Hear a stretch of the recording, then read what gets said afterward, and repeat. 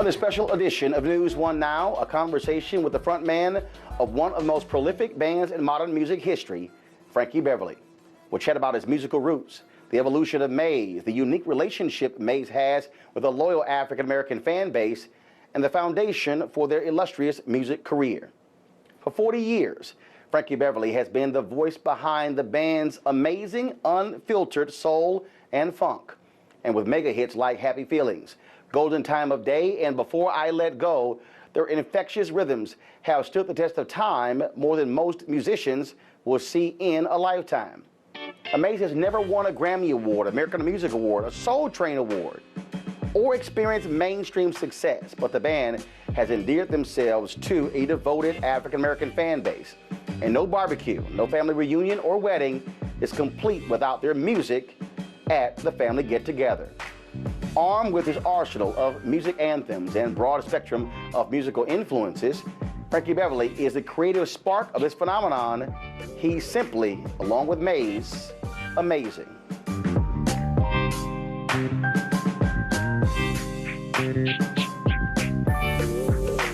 Music that has always been a part of the movement socially, what's been going on. They do feel-good music, but they also do soul music that speaks to the generation. It speaks to what's going on in the news, socially. I think we need to kind of get back to that too. I think the audience needs to understand that us as artists not only do what we do because we love what we do, but we use this as a platform to get a message told as well. And I think Frankie Beverly and aMAZE do that. Frankie Beverly and aMAZE are road warriors. They're always out there gigging. I mean, you can't pick up a newspaper or anything out without seeing Frankie Beverly and aMAZE, Frankie Beverly and aMAZE everywhere in the world ever since they've been going. You know, they're the kind of group that back in the day R&B groups wanted to be like. The fact that he hasn't made an album in like 52 years and it still resonates with us is it just shows you it's real music, real instruments, and it comes from his soul. If you ever seen him perform, it's from his soul, it's his gut. Like, I've seen him at least 15 times, and he's probably performed over 800,000 times. And every time I've seen him, he acts like the song, like probably the first day he ever wrote or performed the song. It's so real. I mean, I remember growing up and, you know, my parents playing it in the house, and also just going to so many jazz, like Sinbad's jazz festivals. I used to go to that, and Sinbad would have them there, and it just brings back great memories of good R&B, you know what I mean? Favorite Frankie Beverly and aMAZE song of all time is Golden Time of the Day. And it's because I'm a sunrise person, but I also love the sunset. So that song just puts me into a whole nother space and like really kind of gets me into a vacation or a chill out mode no matter where I'm at. Frankie Beverly, what's happening? Hey man, you know, hanging in there. Y'all good? Hanging in there. Y'all been at this thing a long time. Yeah. And what's interesting is, and I'll never forget, you were performing in Dallas, and Gap Band came up before you guys came on, and you came out there and you said, hey, we're working on this new album, and the whole audience cracked up laughing. They just cracked up laughing like, man, whatever. You know what? Sing what we know. Yeah, you know, that is true. And it's a deeper relationship between aMAZE and their people. I can't put my finger on it, but I recognize it and I see it. So that's why they don't care. Yes, they want something new, but it's not the old record business kind of thing. Hey, you better put something out soon, otherwise people will forget you and blah. But that never happened with us. So, and it's turned into what you see now. It amazes me to this day, man. The reason why I like Joy and Pain is because that's what their music is. Their music is about happiness. Their music is about sadness. It's about reflection. It makes you feel good. It evokes emotions. And, you know, it's not bad backyard barbecue music. Yeah, we love Frankie Beverly and aMAZE. One of the reasons we love art as a collective, as humanity, is because we recognize the highs and lows, and we see ourselves in it, and Frankie Beverly and aMAZE is not just musical and lyrical. Before I Let Go, I feel like, I mean, that's just like family reunion. That just brings back all the nostalgic moments in my head, you know? It's just like, that's the song that everyone knows. That's the cape. So Before I Let Go, I think, so yeah. You can't pick one. Everything about them is fabulous. what would you say it is that what makes your music so unique that touches people in a different way? Love. It's gotta be love. It's bigger stuff going on than this is not just us or me or something. There's some other things going on in the background. We have a helper that does this for us. I believe that. I'm a believer. I believe in Jesus. And it's about that to me. It's about love. That's the difference between Maze and Maze's people. I look out on this, man, and I see people getting along. It's just inspiring. And multi-generational. Just everything. You got grandmama and grandfather and their children and their kids. It's just amazing, you know, and it's just enthuses me. I'm from I'm the ex-flower child. So this is like unbelievable to me. I don't know if there's another act that's ever this kind of thing has happened. No. I'm being, look, I've told people, I've said this. In fact, I remember when I was on CNN, I said it too. I said, white folks got the Grateful Dead, they got Fish, and there's Maze. I said, it's just, they come into town, you ain't even thought about a new song, I'm going. And you know you're gonna party, and you can bring your kids with you. You know you're not worried about folks being butt naked. Right. You're not worried about cursing. Right. You're not worried about any of that. Right. You know it's gonna be about an absolute good time. We're gonna get down. We're gonna have a good time. Well, pain, like sunshine, and the rain, would you do it by yourself?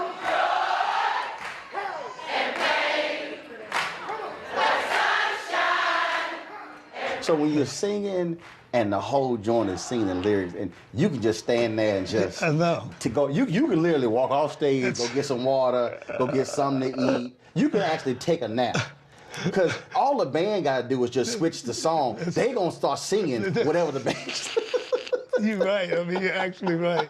I mean, there's times when I'm hoarse and stuff, and that just saves me. The people just, you know, y'all sing. Okay, we got it. Sing it with all your might.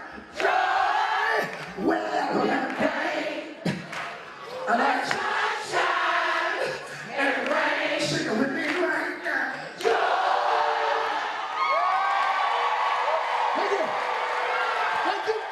Hey, y'all paid to come here and sing. It is. It's just unbelievable, man. It is, and it makes us work hard, and make us do everything we can to maintain this thing that we have. I love Happy Feelings, though, because it makes me happy. And I think, like Melinda said, it's their feel-good music. It feels good. It makes you happy. And that's what I want in my life. And I think that's why they have such longevity. It's like they've been around forever. They don't get old or anything. Happy Feelings. Happy feelings everywhere. It's one of those songs that makes you feel happy. When that thing comes on, it just automatically puts you in that mood, a good mood. And that's one of my favorite Frankie Beverly and Maze songs. Coming up, my conversation continues with Frankie Beverly. We'll chat about his musical roots and his early career years as a doo-wop singer in his hometown of Philadelphia. Folks, don't touch that dial. Simply amazing. A conversation with Frankie Beverly continues right here on TV One. I got so much in the Frankie line growing up. It's just sing on the corners. They just pitch me quarters and to sing. I sang every song, and they used to call me Little Frankie.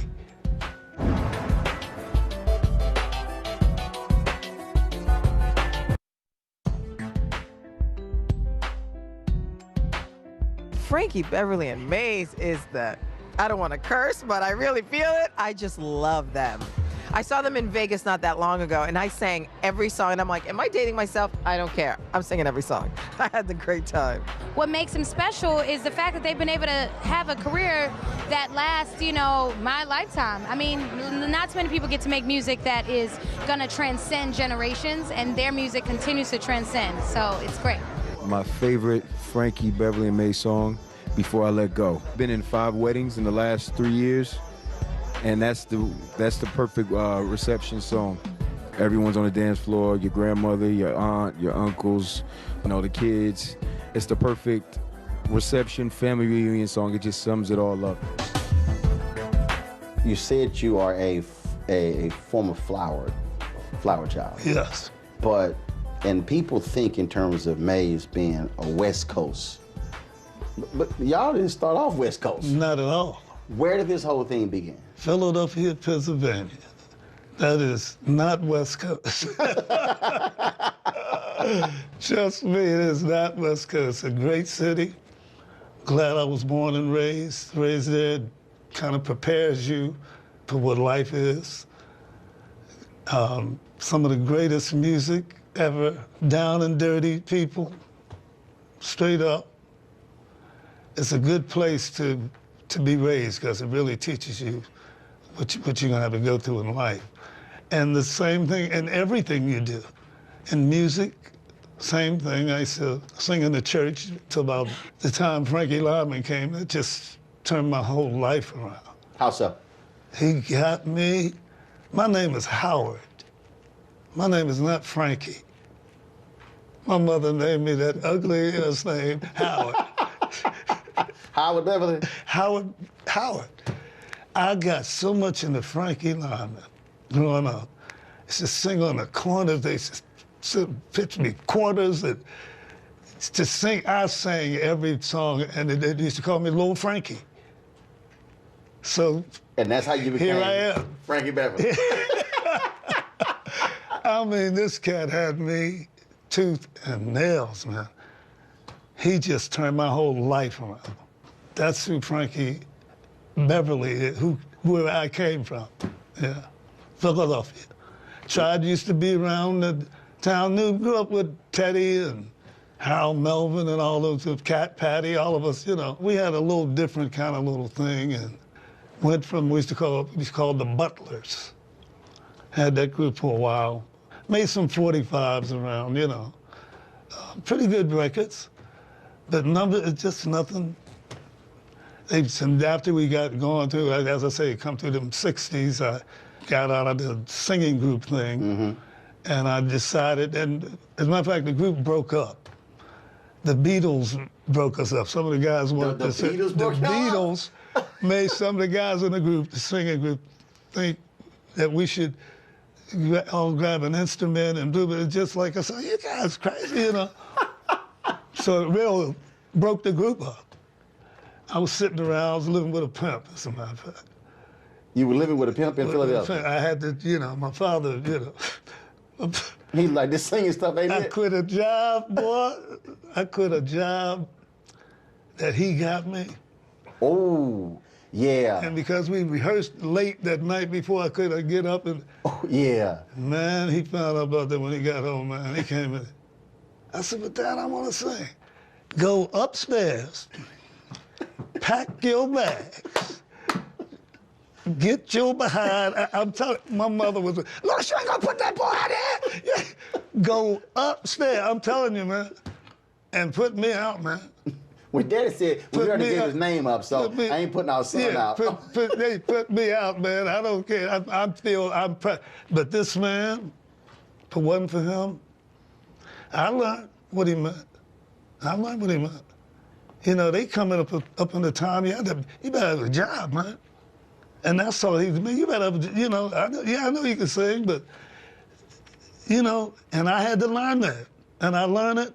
Me and my father got tight as you could be. I took him to Europe with me. We, you know, you live and you learn, man. I mean, I like a lot of their songs. I think it's impactful because it speaks to so many generations. I mean, they can work the same album on tour for the next 20 years. And it's great melodies. It's real music. It's kind of where it all started. You know, Frankie Beverly, the white hat, the white slacks, you know, you can't go wrong with that. I grew up on that. That's how I got here, probably. I've been to several Frankie Beverly concerts, and, you know, at that point, when everyone starts singing, it becomes Frankie Beverly karaoke. I just think that his songs are just fun. they're fun and they're vibrant and you just want to have a good time. I think he represents that. Does it ever cross your mind what you would be doing if you didn't sing? Very little. That crosses my mind. The reason I ask that question because there are a lot of people who had a dream of singing, but they gave up. They quit. They gave in. They didn't persevere. And they may be watching this, they may have passed on, and they are 68, 70, and they have regrets. I can't imagine that because that's what made me say. That's what made me say, man. And I'll say to anybody, don't you dare, man. Like more than most people, like you say, don't pursue the gift that was given up. No matter the field. The gift, whatever. All of us have a thing. All of us. And some of us know it too, and yeah, it's hard. Yeah, it's hard. We talk about instruments, we're talking about music, we're talking about doing you. But who do you like to listen to?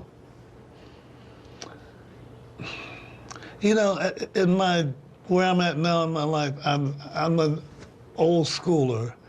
I like jazz more than ever in my life. I play a lot. I love Miles Davis. I love his temperament, his whole thing. But I will also go on like international stations and hear what other people do too. I'm not a hit breaker type thing. I'm not so much into that. I like all sorts of music. Yeah. I don't have, if I have to go with people that I really love, and I would have to be old school. I like the older singing, the older Sarah Vaughan and stuff like that. Like I said, Charlie Parker I love too. I just kind of really like that. And the great songs, it's just more or less that than what today's thing is. Laid back kind of girl, you know what I mean? Because I'm a laid back kind of guy, so I like a laid back kind of girl. And you can go Joy and Pain, you can just go on and on, you know what I mean? Golden Time of the Day. Every song just touches on everything, every emotion that's inside of you. And I always love seeing them in concert, and until the day they stop singing music, I'm going to continue to listen to them and continue to go to their concerts. I'm not going to pick one. That's like picking your favorite child. You can't do that. Who's your favorite child? Come on. You can't pick one. You can't pick one. It's an impossible question. You can't. No way. My favorite song, I don't know. It's a lot of them. That's kind of hard. After the morning after. Know that one? Oh, after the night before. You trying to get me to sing, huh? I like that one.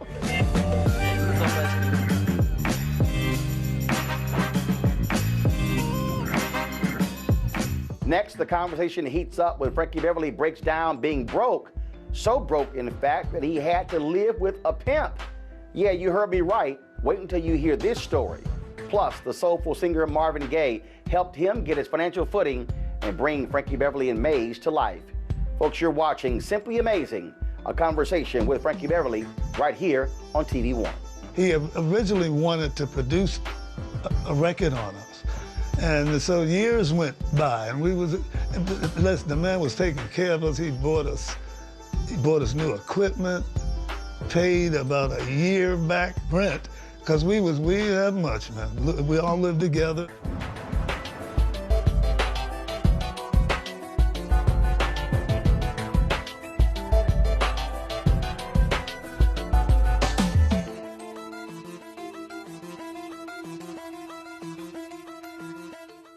Distraught because the group broke up. So I didn't know what to do. He was he was a drummer, old drummer. It was this was an older guy. Right. Cared about me, really good, good guy. So, and he suggested one night, him and another fella, said, man, let's take you up to Eastern Pennsylvania. I want you to see Harold Melvin and the. I said, I know them, I remember them. But when I knew Harold Melvin, they were just a singing group. You knew it from the neighborhood. From the neighborhood, and not on stage. Yeah, not on stage, but they were singing like the Dells and sing things like that. And he had 4 singers up front and a 4-piece band. So after I left there, it gave me this inspiration to do what you basically see now, a band behind us singers. That's kind of was designed around what I learned from Harold, and that was the first time I had seen basically that in this R&B thing. Harold and them had this set up too, and it inspired me to depths, man. Because I was like, the group broke up, I was, man, being whatever. And them cats, man, get up off your behind, man, get this thing together. And I put together 3 up front and 3 in the back. And you were called?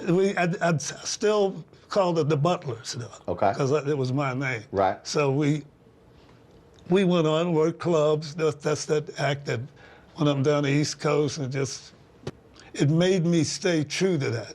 Yes, as it went along, it got better. We decided to do this, we decided to do that. And now suddenly we changed the name to Raw Soul. So Raw Soul. Raw Soul. And then you have an encounter with the sister of... Yes, Marvin Gaye. We were playing it in San Francisco, went from Philadelphia to San Francisco, chasing a little dream, went out there, starved almost to death, But we still working in clubs. She came in and saw us, really loved us, told us Marvin was interested in a band backing him up that could open up a few songs in the front of him. So I told him, well, I'm not interested in backing him up, but I'd sure like to get this opened in the thing in front of him. Right. So, and out of left field, one day we're playing, and he's sitting in the audience in the club too. Really, really little club. And just loved us, man, just a sweet man. The Raw Soul thing, he said, man, that's the ugliest ass name I've heard in my life, man. Change that ugly name. You're not gonna make it with that. So Marvin Gaye says, y'all gotta get rid of this name. Right. Now, well, y'all saying, look, we know you Marvin Gaye, but man, we like our name. Or did y'all say? Yeah, a little bit, but we were willing to change it. Some clique said, this is Marvin Gaye. Yeah, we were willing to change the name, so. So how did you come to Maze? Tossing names around, it must have taken months. Is it Frankie Beverly and Maze, or is it Maze featuring Frankie Beverly? What is it? It was originally Maze featuring Frankie Beverly. But because of what we are, we're a unit. People know we're a unit. People can say Frankie Beverly, they still mean Maze. They say Maze, they still, but it's worked out. I asked the question about the name because whenever I look at a lot of the unsungs on TV One, man, so many groups broke up because of ego. Right. Well, we didn't like so-and-so getting out front, getting all the shine and the publicity. And I'm sitting there going, man, look, if y'all getting paid. Yeah, me too. It does not matter. Yeah. How did y'all make sure you didn't have that drama, or did you where it was kind of like, well, Frankie Beverly and Maze, we the band, and he out there, versus, look, man, we all getting this check. Yeah, I didn't have that. I mean, it was basically something I put together anyway. So there was a respect for that anyway. I mean, no, I never had that. But how do you respond to that when you've known acts and they were phenomenal groups? Yeah. Then all of a sudden somebody leaves, they're not as big as a solo singer, and you're going, you broke up a good thing? Yeah, I never understand that. I mean, I don't want to mention names. I've never understood how certain acts that I remember sitting here in my own mind couldn't get that together. I mean, even if it's a question of, okay, feature him. Why not? What's so? I mean, it's, you know, you're not gonna get no less than what you're supposed to get. It's not gonna change or nothing. It is what it is. Usually those things work themselves out. So Marvin Gaye basically touches you guys, anoints you guys. Yes. And then all of a sudden, what happens? Now you got your name. Now you got the blessing of Marvin. Yes. Things take off. Well, not immediately, because he wanted to produce us. He originally wanted to produce a record on us. And so years went by, and the man was taking care of us. He bought us new equipment, paid about a year back rent, because we didn't have much, man. We all lived together, and How many? About 8 of us. 8 of y'all living in one place? Yeah. Marvin sat me down one day, Frank, hold on, man. You know I love you. Boo, boo, boo. Of course, man. Boo, boo. Listen, man, I can't do what I was normally trying to do. And you know, I'm an artist myself. I'm an artist. I mean, if I get a great song, I ain't giving it to you. He's short. You know, and I understand that. Trust me, I'm the same way. I'm the same way. But he was honest with me, man. He said, man, I'll whatever you need, I'll help you. But man, you know, try to do your thing. You know, send demos, or you know. He was very, very honest with me. He was honest, yeah. But surely you were sitting there thinking, okay, I appreciate the honesty, but okay, what we gonna do now? No, because we had kind of made a name for ourselves in the clubs. Again, you know, we had, you know, this thing that we've done all our lives still helped us maintain ourselves. So we were okay. I know he was a good man, and so no, I didn't even trip like that. We sent demos around, and wasn't even maybe over a year. That's long to have a demo floating around. But Larkin calls me one day. Hey man, you Frankie Beverly? Yeah. I gotta have this, man. This is the blip blip blip and all this, man. You know, my then manager was with me, and I handed the phone to him because I had heard this mess before. You know, I handed the phone to him, man. And he's talking, yeah, blah blah blah blah, and I'm looking up at him. He said, yeah, and I said, is he serious? And he said, the first album, Larkin, he was real. He really was. When he met me, he was man. Yeah, this is the blah, blah, blah. He's always just like, wow, I hope I come through for this guy, you know. But no, he signed us. I had never produced an album, and I want to produce the album. Man, you can produce whatever you want to do, you know. And I kind of want to keep my publish, you know. You can have all your everything, man. Okay. Everything. And that's God right there. Didn't I say that? Because that is not a music business story. Hey, man, hey. This is for real. First hit record? First hit record was Walla Malone. Wasn't big, but the first album overtook any single that we put out there. That's why Happy Feelings was never a single. They left Happy Feelings on the album because that was like killing. Have you ever wondered what the logo for aMAZE means? Well, you'll find out after the break when Frankie Beverly fills us in on the significance of the 7-fingered hand. He also takes me on his trip to stardom and shares why he thinks folks in the South have shown aMAZE so much love over the years, and why the band is America's best kept secret, although black folks, we know what the secret sauce is. You're watching Simply aMAZEing, a conversation with Frankie Beverly on TV One.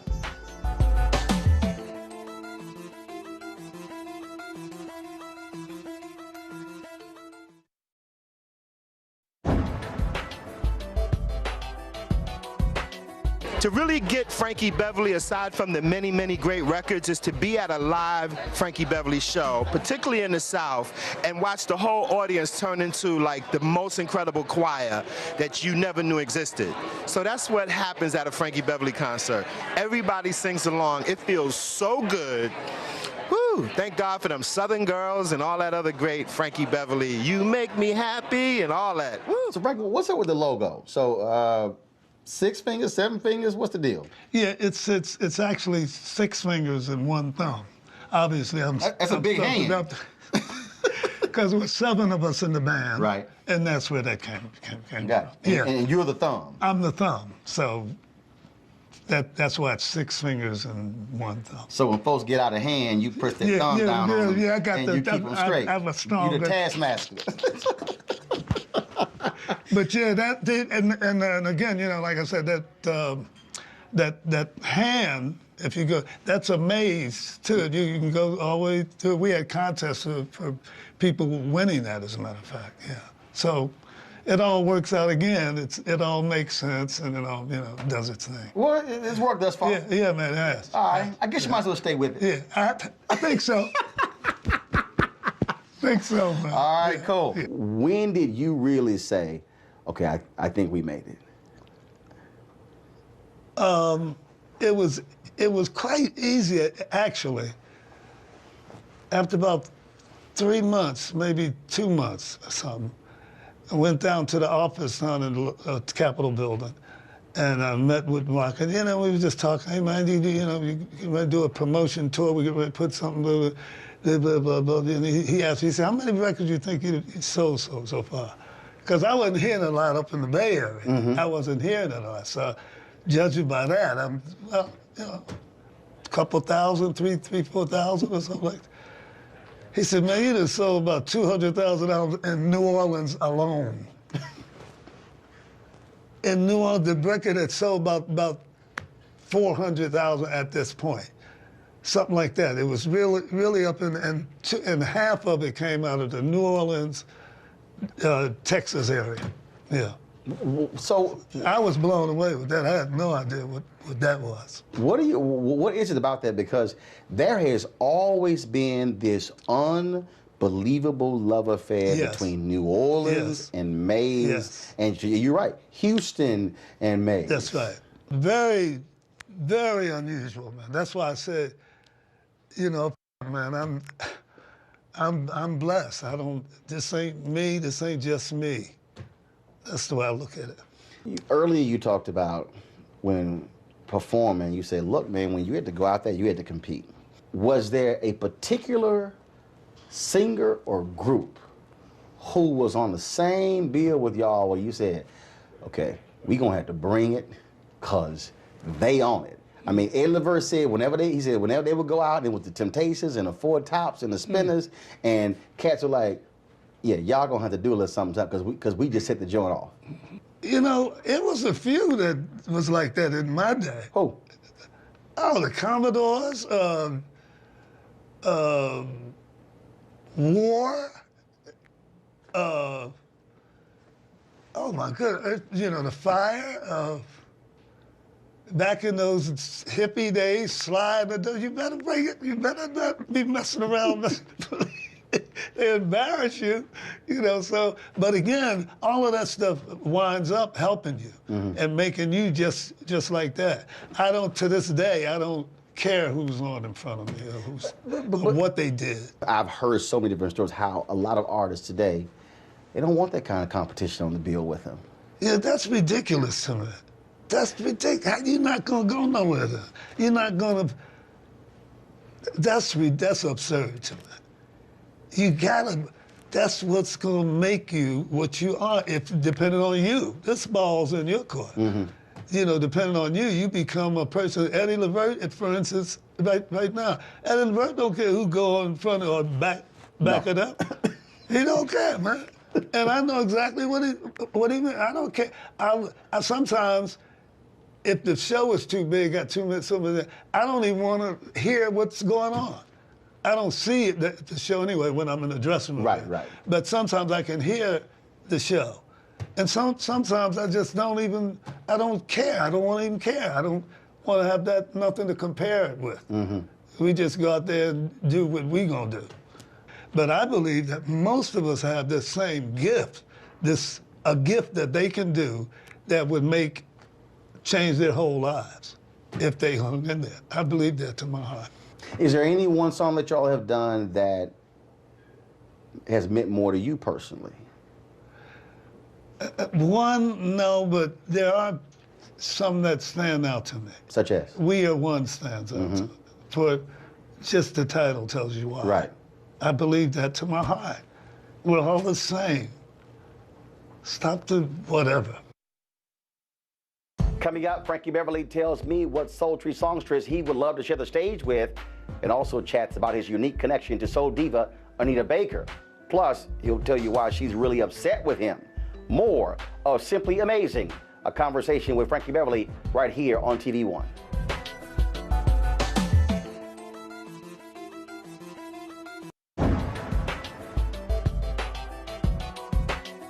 Is anybody you've always wanted to do something with musically, you haven't had a chance to do so?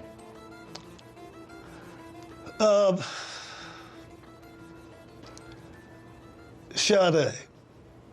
Ooh. And I tell you why I said that, because I've always liked her music and stuff too, but I never met her.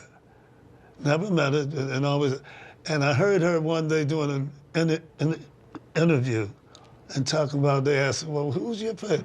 Oh, Frankie Beverly, blah, blah, blah, blah. I would love to tour, blah, blah. Oh, like, and we tried to put that together, but it was so hard. You know, she's, you know, she's a free spirit. I manage my thing. Nobody, we don't have managers and stuff. So if I can decide, hey man, yeah, I'll take that bread to get a chance to do boom, boom, boom, boom, boom. I can do that. She can't probably do that. They're gonna inflate stuff where it's impossible to put it together. Right. And she can't say nothing about it. But I believe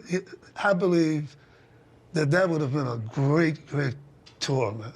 Well, we might have to hook that up. I think that's just, wow. And I've never met her, but I heard her speak beautifully about us, and that made me at least try to put this together. And it got off to a pretty good start, but then, then I could see what was going on. Tell me about a song you've done that has a connection to Anita Baker. The Morning After. I wrote that song for her. Mm-hmm. We had talked, and she was talking about, why don't you write me a... And I, because that's like a woman's, she's the one that's concerned. When you do stuff like that happens, I thought from a woman's point of view, I thought that's what would be great for her. And when I got it together, I thought of what Marvin told me. See, he's like, I ain't giving her this song. I thought Marvin said the same. He said, man, if I got a great song, man, I ain't giving it to you. And I did the same thing, man. And it really bothered our relationship for a while. She didn't appreciate that at all. But I swear, man, that's what happened. Wow, man. Have y'all made up since? Yeah, yeah. Not like it used to be, but we have. But that's I did the same thing Marvin said. I sure did. Yeah. And she would have killed it too, But you killed it. Yeah, it was still nicely done, Are there any songs you've done for other artists that the public may not realize you did it? You wrote it? No, that's another thing. You just kept all of them. Just like Marv. That's why I related to what he was telling me. I thought even at that young time when he was talking that, wow, that sounds like me. I don't want to be. I don't want a label telling me, well, man, you better put something out there before wait a minute. So and put something out there that people don't like, and you ain't ready to put something out there. That's what you're telling me to do, So I wanted to be always in that sort of a position with the music, the kind of music you want to do. That's very, very important, man. People want to mess around in that have no business in that. And artists, you do what you do. Do what you do. Nobody else does that but you. develop your thing, it's over. It's over then. Because all you have to do is be you. I used to talk about, to a lot of people, and they were always stunned by this, how phenomenal Maze was, yet never got recognized.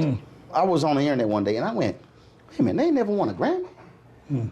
Soul Train Award? American Music Award? I went a Blockbuster Award? I went through, and it was stunning to me, again, this reaction, this love from the audience. And then y'all get honored by the Trumpet Awards. Was that one of the first? That was the first. That was the first major award. That was the first. Because I think it was three of you. Yeah, me, Bug, and Rome. Yeah. And the original guys. Y'all were very emotional that day. Yeah, it was. I think the audience made me more, emotional, because obviously at this point, that's not a big deal to us anymore. Yeah, it was like, it's a nice gesture and all that stuff, but when you wait this long, you've gotten over that. So I was more, it's nice of these people to do this. Our fans love it probably more than what we do. And then you guys got honored by BET Honors, finally. That's right. And again, what I found to be amazing was this whole new generation of folks who were partying like. Wow, man. So y'all had stuff coming out they weren't even here. They weren't even, a lot of them were not even thoughts. But again, it was this multi-generational love and appreciation. Yeah, this, and it never ceases. It's like night after night. Because during the show, I was saying, how many of y'all seeing us for the very first time? Some places it's a quarter of the place, or, that's a lot. And I'm like, wow, that's young people, man. I mean, I see them all up front now. I'm like, but how do they know happy feelings? Well, because one, I don't care who you are right now. Trust me, Frankie, this is no lie. I've said this to many a DJ where I've been at a party where it was boring, it was whack. I said, look here, I need y'all to put on Before I Let Go. And I said, I'm telling you, this party about to get started. And once they hear that intro, boom, the party goes crazy. Yeah, man. That's what I talk about. Man. What can you do with that? There's no way I can complain about any way this thing is going. We have done astronomical. Next, Frankie Beverly opens up about battling vocal stress and how wearing all white linen outfits and his signature baseball caps on stage became his signature look. You're watching Simply aMAZEing, a conversation with Frankie Beverly right here on TV One.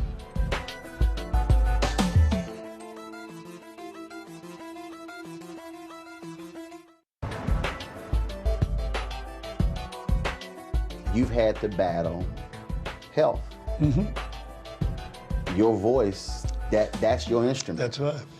I interviewed Harry Belafonte when we talked about this when he had surgery and how that caused him to lose his voice in his singing career. Lionel Richie has talked about that as well.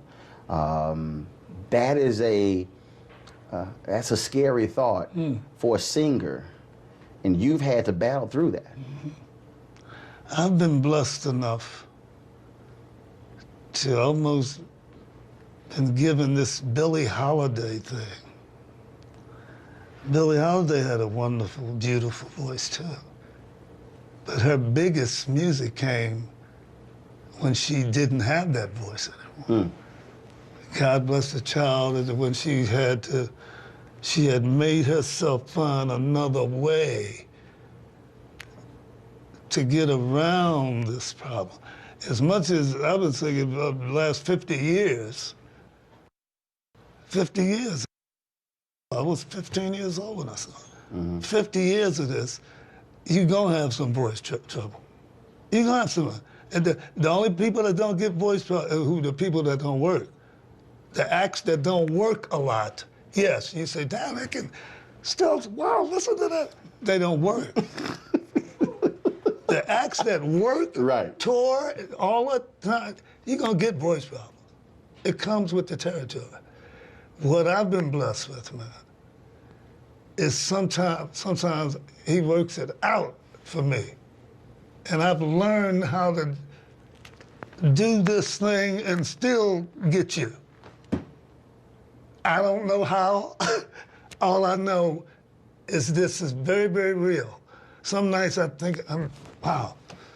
Because it comes and it goes. It's one of them things. It's not, thank God it's not cancer. It's not, no, it's just road rage. Weariness. Yeah, it's just. Wear and tear. You know, that's what it is. It's a tread, it's on a tire. It is, man. So, and sometimes it's better than what I think it's going to be. So I've learned man, just get on out there, man.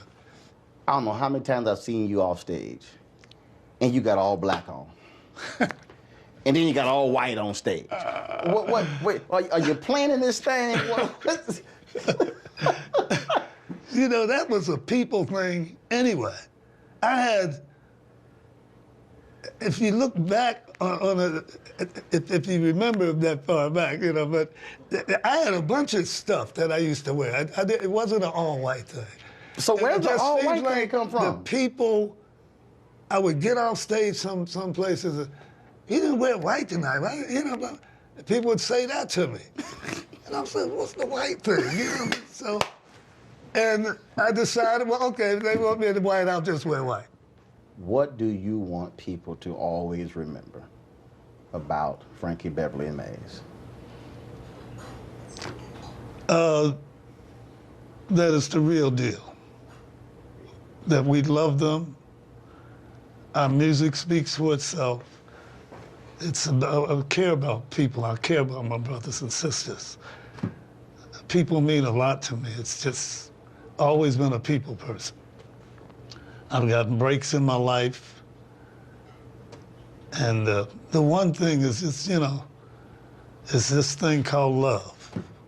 And I ain't trying to be this corny kind of, I'm talking about love, real love. Love is the key. Somebody say love is the key. And that's, remember whatever happened, remember Maze and remember me for love. Well, Howard. Yeah. Frankie, man, it was a pleasure. It was a pleasure. All right, man. I always appreciate good chatting it, man. with you. Appreciate it, man. You're All right, always too. there, too, man. I appreciate it. Yeah, you're always there, man. So how do you put 40 years into 1 hour? Well, we certainly hope you enjoyed our effort to explain what is it about Frankie Beverly and Maze that black folks love so much. Their sound is certainly unique. They are different. I mean, imagine any other group not putting out a new album in more than 25 years. And no matter where they go, folks still show up and pack the joint out, wanting to get tickets to sing and dance to all of their music. We got one more treat, though, and that is, it was at the 2017 Tom Joyner Fantastic Voyage Cruise when the DJ played Before I Let Go, and he came out to the dance floor to sing to the song while he and I danced together to one of his signature hits.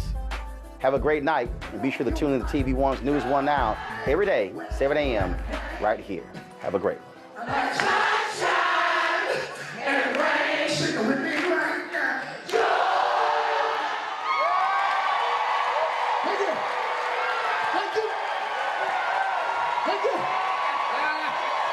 Thank you so much.